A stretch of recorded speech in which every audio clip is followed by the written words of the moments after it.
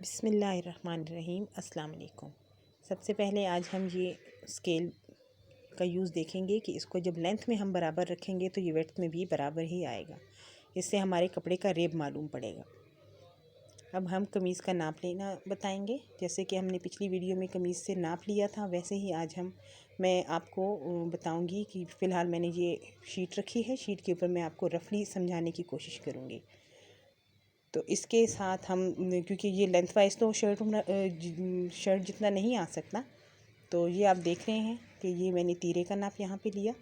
7 inch हमारा तीरा था।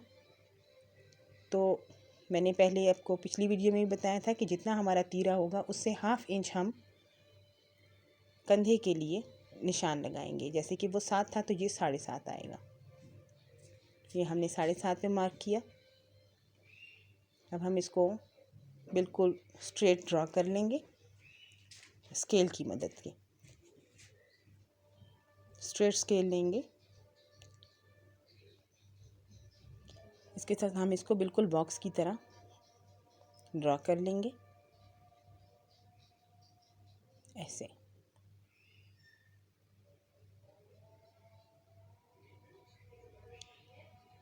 ये ड्रॉ हो गया। अब हमारे 3 हिस्से आते हैं कमीज़ में जब हम इनको अलग करते हैं। ये हिप लाइन का डॉट हो गया, और जब हम कमर का नाप लेते हैं तो वो 6 से 6.5 इंच पे आ जाता है अगर हम चेस्ट लाइन से नीचे नापें, और ऊपर से अगर नापेंगे तो वो भी फिर बराबर आ जाएगा। हमने इस तरह से इसका 3 पार्ट्स में हमने इसको मार्क कर लिया। अब जैसे कि अगर आपने पिछली वीडियो देखी होगी कमीज़ से जब हम नाप ले रहे थे, तो यहाँ से हमारा कमर में आएगा फिटिंग के लिए। यहाँ पे ये हिप लाइन में आता है, और यहाँ से हम चेस्ट का नाप लेते हैं, और जो साइड का बॉक्स है वहाँ पे आर्म होल सेट हो जाएगा। तो जैसे कि हमने शर्ट में से नाप लिया था, शर्ट में हमारा नाप आ रहा था 21 इंचज़। जब हम 21 इंचज़ लेते हैं तो उसका हाफ़ हम इस तरह से निकालते हैं, क्योंकि खुली कमीज़ में से हमने नाप लिया था तो 21 का हाफ़ 10.5 आ जाएगा, तो वो हमारा 21 आ जाएगा। यहाँ पे हम 21 का निशान लगाएंगे। कमर में था, क्योंकि कुर्ता हमने नाप लिया था, कमर में वो 20 इंच आ रहा था, तो 20 इंच का ऑटोमेटिकली 10 इंच जब हम उसको सेंटर से, क्योंकि कमर में बिल्कुल भी कोई फिटिंग वगैरह नहीं दी जाती, स्ट्रेट में लेके आते हैं, बिल्कुल मामूली सी गोलाई देते हैं जिससे खूबसूरत लगती है शर्ट। यहाँ पे भी 21 हमने हाफ़ किया तो 10.5 आ गया। अब इस स्केल का यहाँ पे आप यूज़ देखें। इस स्केल की मदद से जो वो मामूली सी जो गोलाई हम देते हैं कुर्ता में, वो इसके साथ दी जाती है, क्योंकि ये हिप कर्व के उसके लिए ही इसको यूज़ किया जाता है। इसमें आपको इसकी गोलाई जो है वो महसूस हो रही होगी।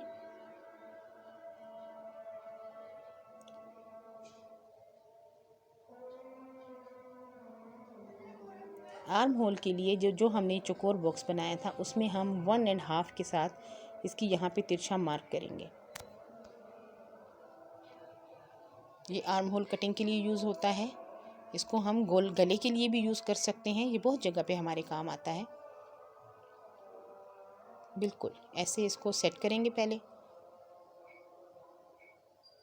मैं आपको साथ साथ लिख के बता रही हूँ ताकि आपको ये बिल्कुल साफ पता चले, नज़र आए।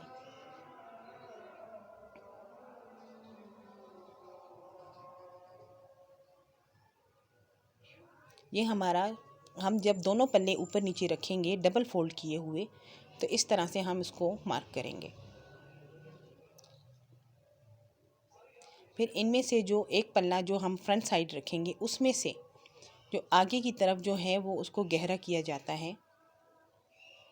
जो फ्रंट की झोल हमारी फिर नहीं आती है उसके लिए जो गहरा किया जाता है वो तकरीबन 1 इंच से भी कम में आता है, लेकिन उसको गहराई दी जाती है।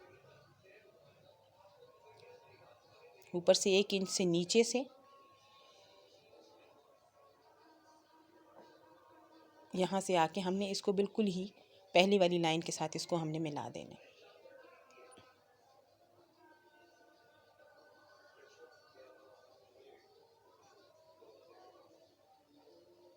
अभी ये मैं आपको सिर्फ गले का मार्क करके बता रही हूँ, जो हमारा 6.5 इंच पे गला आता है।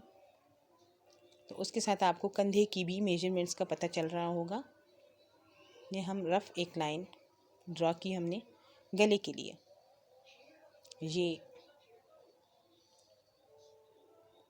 ये हमारी बैक का है, जिसमें हम ऊपर नीचे दोनों ही पल्ले काटेंगे, और ये फ्रंट में जितनी हमें डेप्थ देनी होती है वो यहाँ से होती है। ऊपर से तीरे में तकरीबन 1/2 इंच हमें, यहाँ से 1/2 इंच तक हमें इसको भी तिरछा कटिंग देनी पड़ती है, जिसकी वजह से कमीज़ बहुत खूबसूरत कंधे की साइड से बैठ जाती है।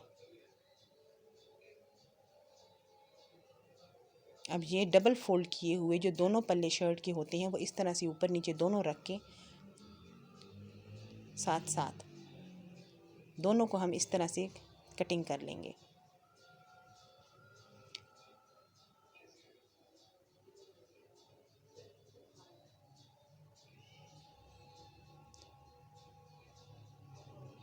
हमेशा कमीज़ जो होती है वो डबल फोल्ड में ही रखी जाती है।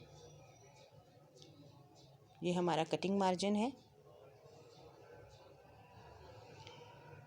एक सिलाई का निशान लग गया, ये कटिंग का है, जो कि आप जितना रखना चाहें। बीच में आप 1.5 इंच रखते हैं, आप 1 इंच रखते हैं, लेकिन बहुत ज़्यादा रखने की वजह से फिर कमीज़ में फिटिंग में उसकी खूबसूरती नहीं आती। इसलिए कोशिश करें कि कपड़ा बहुत ज़्यादा ना छोड़ें बीच में, ताकि उसमें सफाई आए। नीटनेस कपड़ा ज़्यादा रखने के साथ नहीं आती है।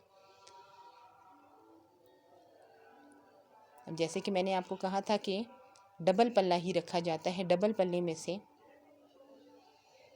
ये हमने फ्रंट का एक पल्ला जो है, जो डबल फोल्ड होगा, जो फ्रंट साइड होगी, वो उसको इस तरह से उठा के इसमें से ये गहरी कटिंग दे दी जाती है। ये हमारी फ्रंट और बैक की